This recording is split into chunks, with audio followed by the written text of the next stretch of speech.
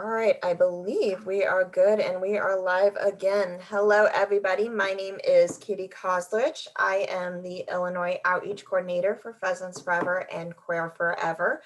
Today I'm being joined by Jeremy Kunick. He is our Senior Farm Bill Biologist for the state of Illinois.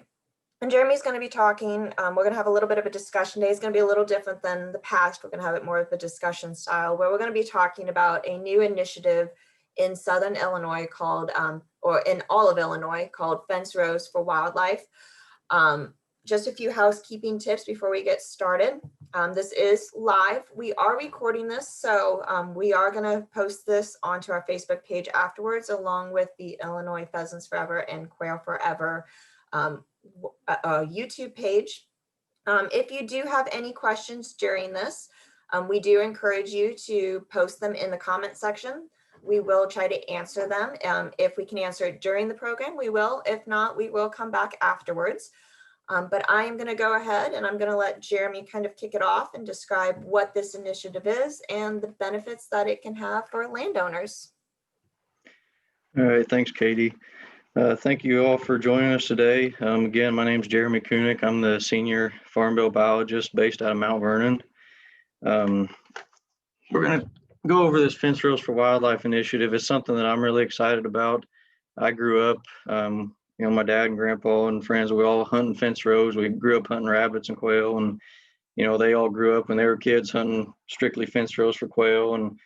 And over the years, those fence rows have kind of disappeared due to modern farming practices, the need to try to expand the fields, fence row to fence row farming, and then the fence rows eventually get taken out.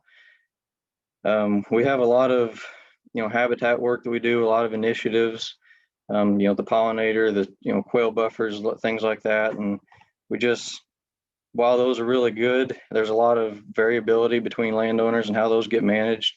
So I started kind of looking at these fence rows as an option about how can we put these back on the landscape. And so that kind of led us to this initiative this year, and it's been really successful. Really, landowners seem to really take to it, and but just to kind of go over what we're doing, these fence rows, some people don't like them because they get in the way of their farming, or they get in the way of right-of-way work or what have you. But it's a really crucial habitat, strung across a wide landscape of cropland. It connects a lot of different properties. They're big travel corridors for wildlife. And the early successional habitat, because these fence rows get sunlight from all sides of them, there's a lot of early successional cover. There's forbs, shrubs, various trees involved. And almost always you'll find it's a great home for quail, rabbit, pheasant, whatever's in your area, and even deer and turkey too. Turkeys really like to use it for nesting cover and travel corridors. Deer hunters will know that there's a lot of, not only deer, but a lot of big deer, big mature bucks that will use these fence rows. They'll lay in them to where they have a 360 view of all the fields around them. But with these fence rows, as we talked about, there are issues that come up, and you can see here that in this picture this is an example of our shrub rows that we're kind of going to. A lot of the fence rows on the landscape nowadays, they consist of big hardwood trees such as pin oaks or Osage orange, or hedgerows, a lot of people will call them. Trees that tend to get big overhanging branches. They get real tall. They cast shade over, one or two rows of crop fields on the edges. They get tall. They grow up into power lines around right-of-ways. Causes a lot of issues for land managers. So we're looking to create an initiative that focuses on wildlife shrubs. Shrub species such as wild plum, dogwoods, sumac, blackberry, elderberry, hazelnut. There's a big list of them, but these shrubs, they get 10 to 20 foot in height max. So it's a real low growing shrub that's not going to cause those big overhanging branches, cause those issues for those farmers. Still staying in the narrow strips. Like this picture here is up in west central Illinois.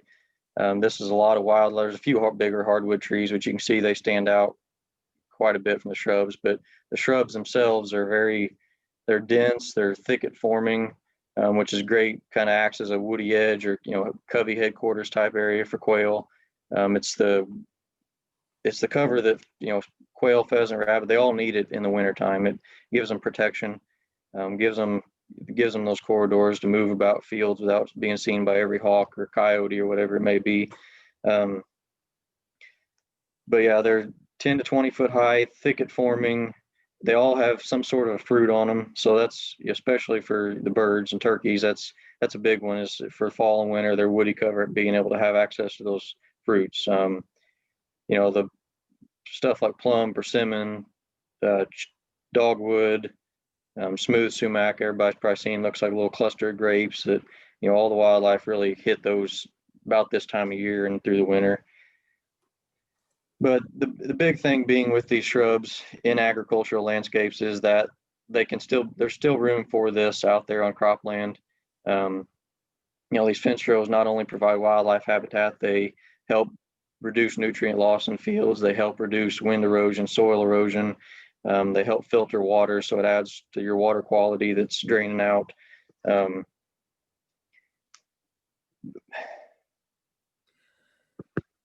So if you were a landowner looking to put one of these, we've talked about, the water quality, the erosion. Is there any problems that a landowner might have putting one of these projects in that, would be good for them to, bring up to us before we start so we can work around it? So whenever a landowner is going to think about doing this, there could be some issues arise just based on the soil types and stuff. Obviously, different states have different trees or shrubs that will grow better, so we do want them to, check with us. Most of Illinois anyway, is pretty well suited to the shrubs that we're using on all our projects now. But it is good to go ahead and double check on that, and then also, double check with, if you have a farmer that's cash renting your ground or a right-of-way company, let them know what you're doing. Explain to them that you're wanting to get this habitat back on the landscape, but you're trying to work with them. You're not, just throwing stuff out that's going to cause them problems, because if they think you're going out and planting a bunch of trees near their work activities, they're going to have a problem. But explain to them, the shorter shrubs and the goals you're trying to create. But another, so far we've, like I said, we've had really good success. This has been accepted really well, especially in southern Illinois counties where we've really been just kind of starting the initiative.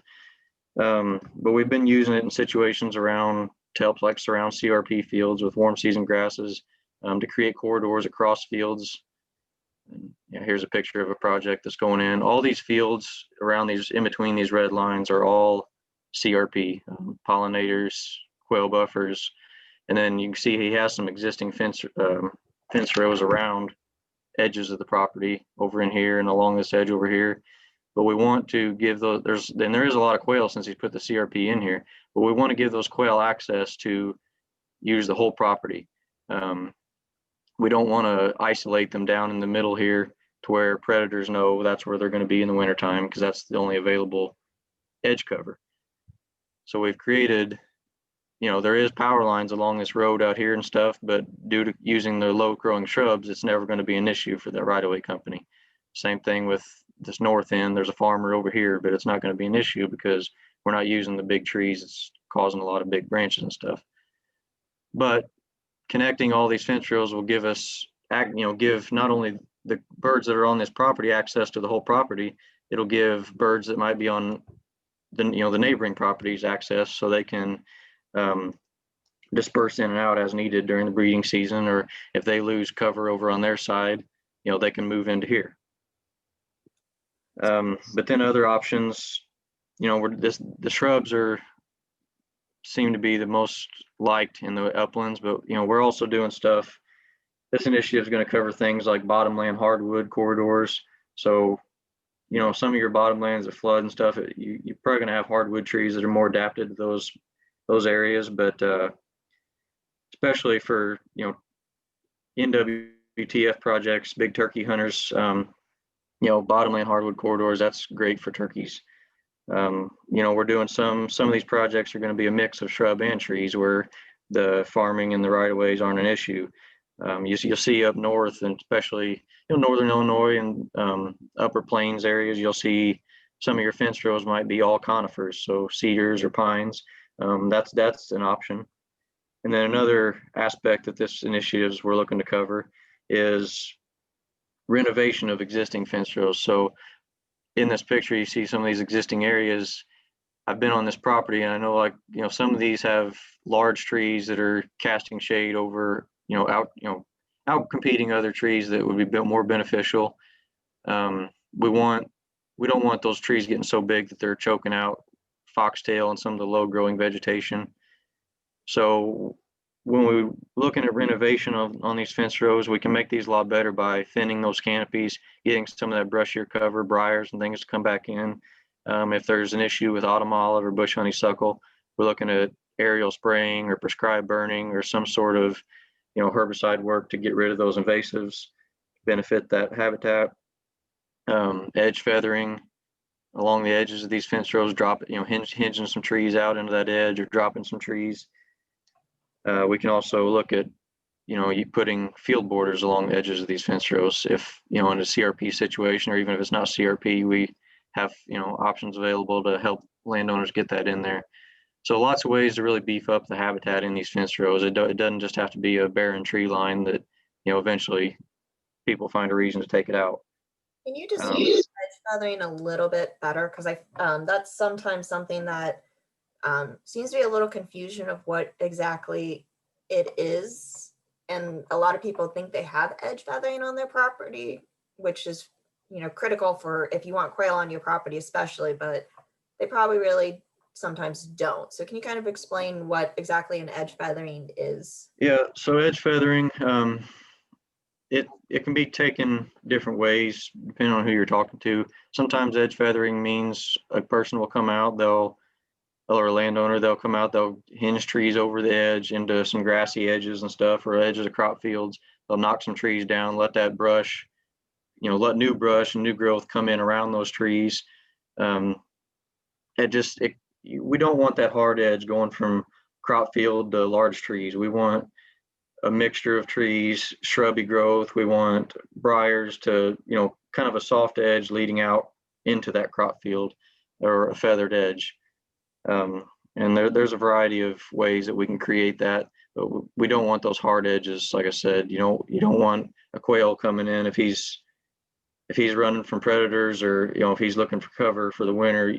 He can't go from a hard edge of a clean crop field into a fence row that's all Osage orange or pin oaks that are all fully grown, and there's no low growing cover. We got to have that low growing cover.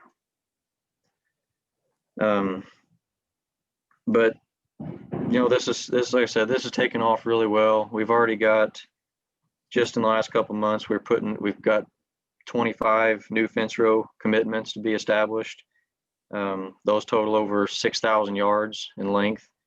We've got 7 projects where we're doing fence row renovations, such as aerial spraying bush honeysuckle, or guys going and actually cutting the honeysuckle out. Some of the field borders going in along the fence rows.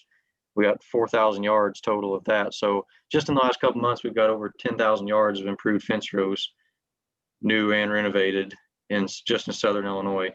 This is something we expect to spread across the state, and we expect to see it in other states pretty soon.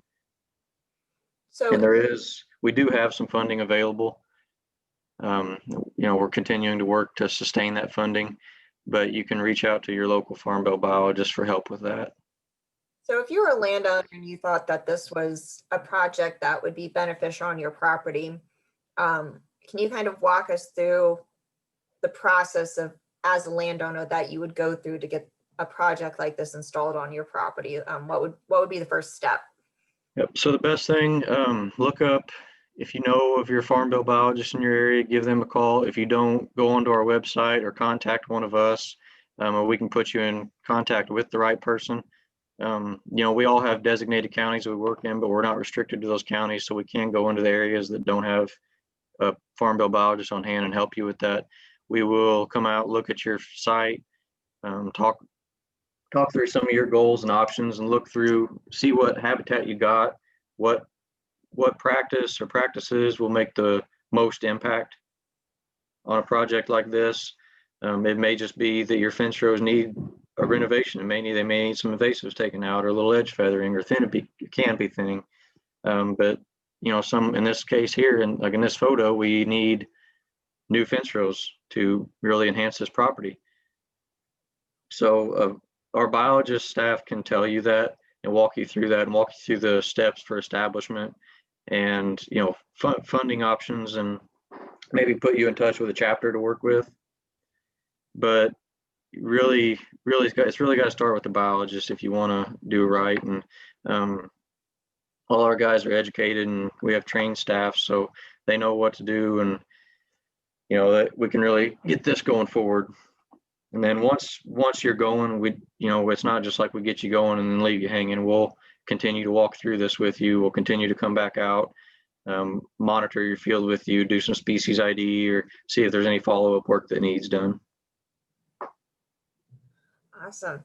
So we've been talking about quail a lot, especially in Illinois. Quail and pheasant, especially quail, have declined, and that has been contacted, with changes in agriculture, is a big one, and the loss of these fence rows basically. But quail aren't the only animals that are going to benefit from this. What are some of the other game species in Illinois that are going to benefit and bring more wildlife to your property, if that's what you're looking to do? Yep. So you'll see a big increase. I mean, it really depends on where you're at in the state and what wildlife you have. But for my area in Southern Illinois, it's, we have quail, but we see a big increase in rabbits. There's a lot of your old quail hunters were also old, big time rabbit hunters, and everybody had beagles. And that's how a lot of, my dad's generation and grandfather, and even myself, up until, a lot of the habitat got lost, we started out hunting rabbits. And that's a really big one. They're always in those fence rows. They're in that low growing brushy cover, the briars. And then you're also going to see a big increase in the deer and turkey habitat. Deer really, they need those corridors to, as many deer hunters know, deer don't just lock into 40 acres and stay there. They travel 500-600 acre areas. They make big circles. In order for them to do that, they got to follow these corridors. And that gives guys more opportunity to hunt in those pinch points and those extra funnels. Turkeys, they'll use these areas to move about crop fields, and when they're going in the springtime, when they're going out to their strutting areas, they'll follow these fence rows out to those fields. And then you also see hens laying their nests around these areas. The hens, they got to have that grassy cover that's on those edges of these fence rows. And then you also get a big increase in songbirds as well, and some of the plants like goldenrod and things that'll come out along the edges of fence rows are great for pollinators. And then in northern Illinois, you're going to see a lot of, you'll see use from pheasants on these things. So we did have a question in. We had, if your property has already been improved as a CRP ground, are you able to do this? So this is something that if you have extra space that's not in CRP, then absolutely. In some cases, it may be something we can talk to the office about, see what the options may be about adding a little edge cover. Obviously, you're not going to be able to go into a CRP field and make a 10-row wide, big strips of shrubs on the CRP grasses. But there, we can always work with the local office and try to see what the options are. There's always room for improvement, whether you think you're maxed out or not. You're probably not. There's always room for some of this stuff to happen.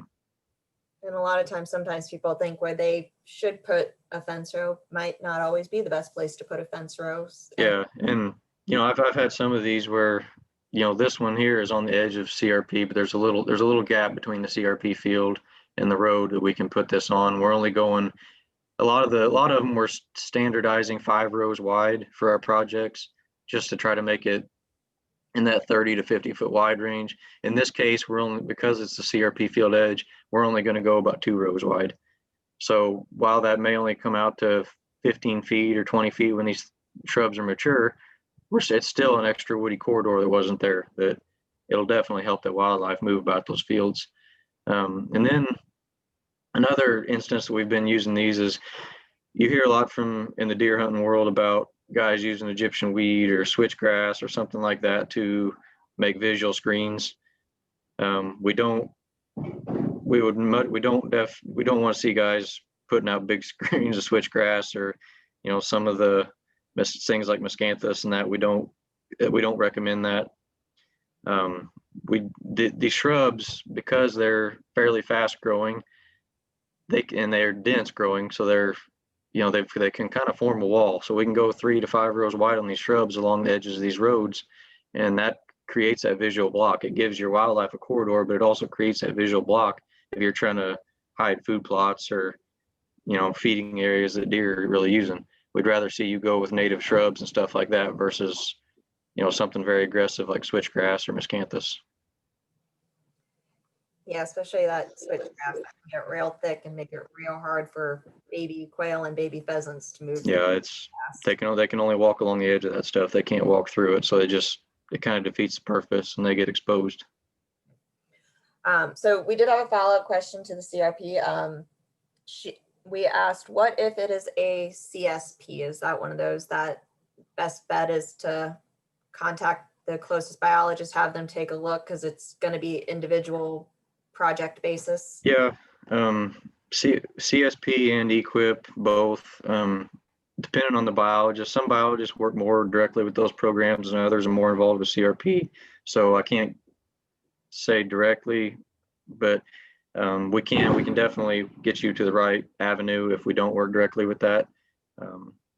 Most of our biologists have a good understanding with those programs, and there are options within those programs to do things like this. But definitely reach out to that biologist, and they can reach out to their office and figure out what exactly those options are. All right. So one last question that I have on this, we talked about the benefit of game species or wildlife that we want. A lot of people are wanting to draw in quail, they're wanting to draw in pheasants, turkeys, deer. Does this have what is the benefit when it comes to predators? Because one of the biggest things I hear all the time that is we need to do more predator control, and we're not for predator control, because once you stop controlling them, the problem's going to come back. We'd rather work on a long-term solution. What does this do in putting these types of habitats? What does this do in terms of the predators? Yep. So as I mentioned, this time of year, especially, everybody's seeing all their crop fields get cut. Even though we don't necessarily recommend it, there's a lot of CRP that gets mowed this time of year when things dry out, and waterways are getting mowed. So a lot of those corridors, a lot of those avenues, road ditches are getting mowed for the winter. A lot of that early successional cover that's on this landscape gets removed before the winter time. And the quail, the rabbits, all those wildlife, they got to have a way to access their habitats without, when all that happens, they get pushed into open fields to be able to move across. And while, deer, they might wait till nighttime to do it, but, rabbits and quail, they do a lot of stuff in the daylight as well. So we need to give them those routes to be able to take across these fields, across these open areas, because for every time that a rabbit tries to go out across the field, there's probably a coyote or probably a hawk or something that's just sitting there watching that field, waiting on it. So we don't necessarily look for increased predator control and spending thousands of dollars on that. While we think some of that can be useful, especially around nesting season, if you've got an influx of raccoons or whatever big time nest predators. If you have too many of those, it helps during the nesting season to start removing some of those, but we don't want that to be the only option, because if the habitat's there, all the wildlife, including predators, are balanced out. The with the wildlife, if you've got the habitat, they'll be able to survive. They have those survival instincts. But when that habitat's removed, they just can't do it. They can't go across these open fields that's on the Illinois landscape without more times than not getting killed. Okay, awesome. So you mentioned it earlier. So any parting thoughts or comments you'd like to make before we wrap this up about our new Fence Row for Wildlife initiative? Yeah, I would expect you guys will be hearing more about this as time goes on, as we continue to get more projects out and get knowledge out about it. Like I said, we do have funding available through some of the chapter grant programs. We're looking to find more routes of funding for that. It's not just, we're not just looking at CRP or USDA programs to be able to do this. We do have other funds that, don't require as much on the government end with the paperwork and everything. So if you're just looking to do some extra stuff and don't want to have to follow all the necessary regulations to do USDA, we have those options for you as well. So just mainly reach out to your biologist, and we'll be able to guide you to the best route. Right, and I did share on the comments, I did share the link to the Illinois Pheasants Forever and Quail Forever website, www.ihuntil.com. If you go to the Team Illinois, that will have the contact for our staff, including the biologist in the counties that they cover. As Jeremy mentioned earlier, if we don't have a biologist in your county, you can still reach out. We would recommend reaching out to the nearest biologist that you have. They'll be able to provide some guidance, put you in connection with the local chapter, if there's a local chapter in your area, because they do have some chapters provide support, whether it's with equipment or cost sharing. We also do have, other wildlife resources professionals that we can put you in that can help provide some advising and technical assistance along with our own technical assistance.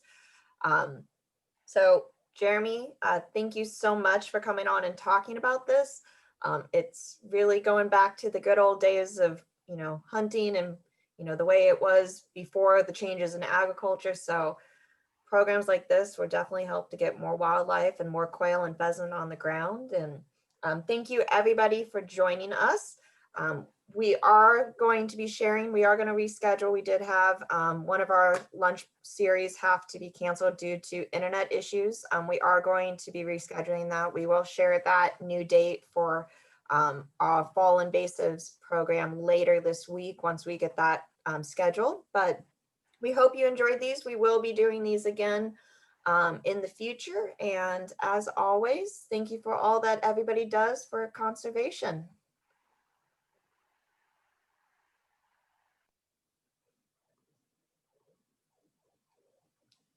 All right, we're